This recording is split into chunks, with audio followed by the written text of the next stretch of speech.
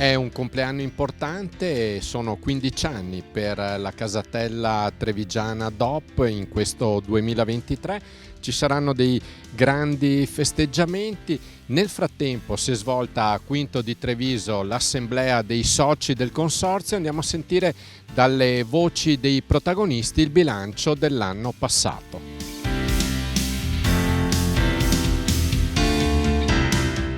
Lorenzo Brugnera, presidente Consorzio Casatella Trevigiana DOP, che annata è stata e che bilancio si può tracciare?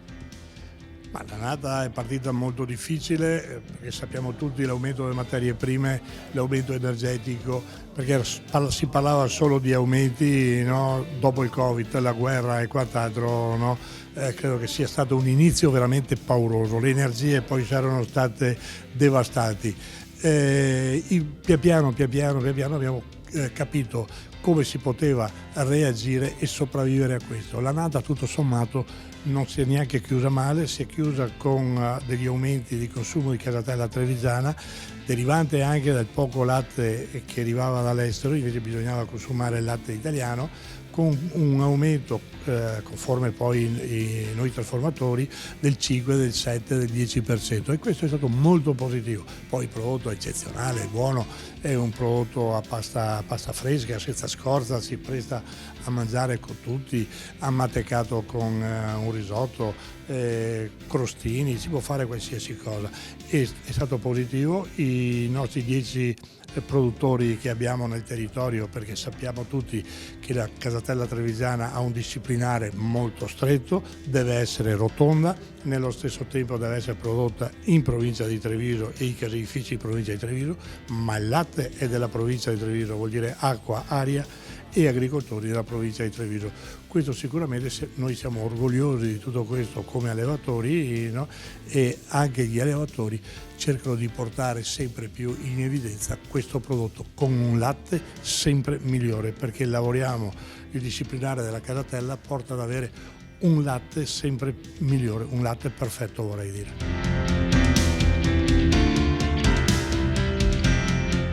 Terenzio Borga, consigliere del Consorzio Casatella Trevigiana DOP, come è andato il bilancio del 2022? Ma credo che ogni anno si migliora la qualità della casatella, si migliora anche la promozione che noi andiamo a proporre al consumatore. È un consorzio giovane, un consorzio piccolo, un consorzio che ha voglia di crescere e soprattutto che dà risposta a tutto il comparto, perché effettivamente anche i nostri trasformatori riconoscono qualcosina di più al latte con certificazione a casatella. Abbiamo questa DOP della quale ne andiamo veramente orgogliosi, per noi è uno dei cavalli di battaglia di APROLAV e di tutte le nostre associazioni che lavorano nel territorio, proprio per la tipicità trevigiana, in questo caso tipicità proprio solamente trevigiana, di tutto quanto il comparto, di tutta la filiera della casatella. È stato il primo formaggio molle DOP e noi siamo sempre i leader per quello che riguarda appunto la comunicazione col consumatore, per dare in modo che i nostri prodotti vengano conosciuti e apprezzati. Una ricorrenza ai 15 anni dal riconoscimento della DOP importante. Può la casatella trevigiana diventare per i formaggi quello che è diventato il prosecco in Veneto per il vino? Sarebbe un orgoglio incredibile. Il prosecco è un fenomeno e la casatella è appena nata, perché 15 anni sono tanti, ma il percorso è stato veramente tortuoso e duro. Abbiamo avuto il Covid di mezzo che ha massacrato tutte le produzioni nostre lattiero-casearie, ma noi, per quello che ci riguarda, per quel poco che la casatella può fare, ce la mettiamo tutta. Vediamo in tutti i concorsi quanto viene apprezzata e vediamo anche adesso i pizzaioli quanto cominciano a inserirla nei loro menù, non solamente i pizzaioli ma anche i ristoratori di pregio. Io vedo solo una cosa, che quando la presento viene apprezzata e stimata. Non ho mai sentito nessuno che l'ha chiamata stracchino, la chiamano casatella proprio perché la vedono diversa. Noi andiamo avanti per la nostra strada convinti che qualcosa di buono come al solito riusciremo a fare.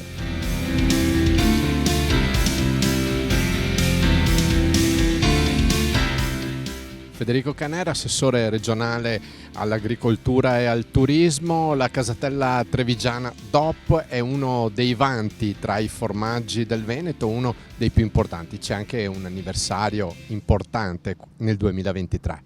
Sì, 15 anni della fondazione di questo consorzio. Ricordo anche che la casatella DOP è stato il primo formaggio molle DOP riconosciuto in Italia, e quindi ci stiamo un po' tutti adoperando per continuare a mantenere questa eccellenza sul territorio. Uno dei 4-5 prodotti DOP, diciamo, d'eccellenza della marca trevigiana, e insomma un fiore all'occhiello un po' di tutta la nostra agricoltura, quindi il latte veneto molto importante. Quindi ringraziamo anche tutti gli agricoltori, gli allevatori che insomma svolgono questo lavoro, soprattutto anche piccole e medie diciamo, aziende che forniscono latte fresco per poter fare questo formaggio.